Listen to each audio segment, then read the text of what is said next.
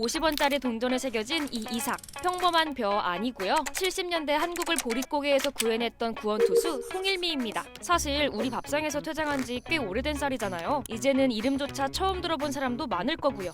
그런데 저 지구 반대편 아프리카 대륙에서는 지금 제2의 전성기를 누리고 있다는데 일단 이 얘긴 조금 이따 하기로 하고요. 송일미를 탄생시킨 1960년대 한국 상황부터 잠깐 들여다볼까요? 1960년대 초에 한국은 1인당 GDP가 106개국 중 91위를 기록할 정도로 경제 최하위권 국가였는데요. 여기에 재외동포 유입과 베이비붐을 거치면서 인구가 폭발적으로 늘고 주식인 쌀 소비량도 급증하며 문제가 발생합니다.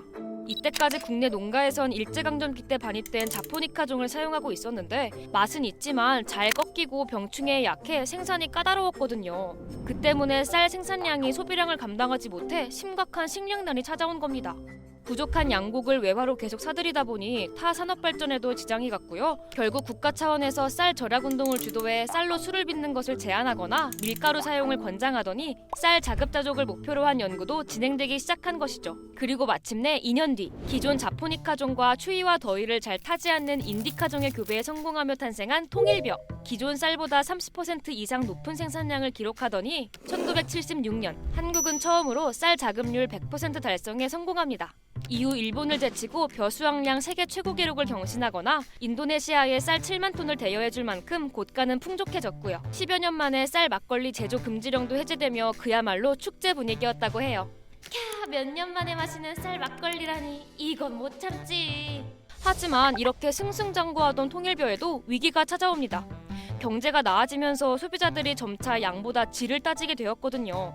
통일미는 뛰어난 생산량을 자랑했지만 인디카종 유전자의 영향으로 찰기가 없고 푸석해 한국인들 입맛에 맞지 않았는데요. 때문에 점차 맛없는 쌀로 인식되며 외면받기 시작한 겁니다.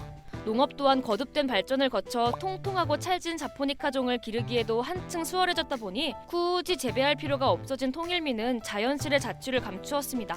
그래서 이렇게 사라졌던 통일미가 어떻게 전성기로부터 50여 년이나 지난 지금 아프리카에서 다시 활약하게 된 거냐고요?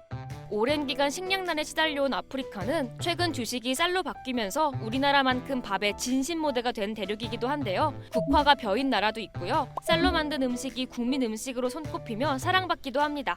그만큼 아프리카 대륙의 매년 쌀 소비량은 증가하지만 자급률은 여전히 낮거든요. 이에 우리나라에서 2년 전 세계 식량 계획에 동참하는 K 라이스벨트 사업을 시행해 현지에 맞춰 개량한 통일벼 종자 2,000톤을 아프리카 현지에 투입했는데요. 이 벼만 공급하는 것이 아니라 농사법과 장비까지 공유해 장기적인 관점에서 아프리카의 식량 자급률을 높일 계획이라고 합니다. 아프리카에서도 벼 이양 재배를 하고는 있는데 임의로 이양하는 경우가 많아서 벼 포기간 거리가 들쭉날쭉하고 줄이 맞지 않아 관리가 어렵고 생산성이 떨어지는 그런 문제가 있습니다. 여기에 한국식 모주를 활용하게 되면 일정한 간격으로 모를 심을 수 있어서 그 생산성이 크게 증가하는 효과를 보였습니다. 추위에 약하고 찰지지 못한 식감, 한국 시장에서 단점으로 작용했던 통일벼의 특성들, 1년 내내 무더운 데다 포슬포슬한 인디카종의 입맛이 길들어 있던 아프리카 대륙과는 물 만난 물고기 마냥 궁합이 딱 맞아떨어진다는데요.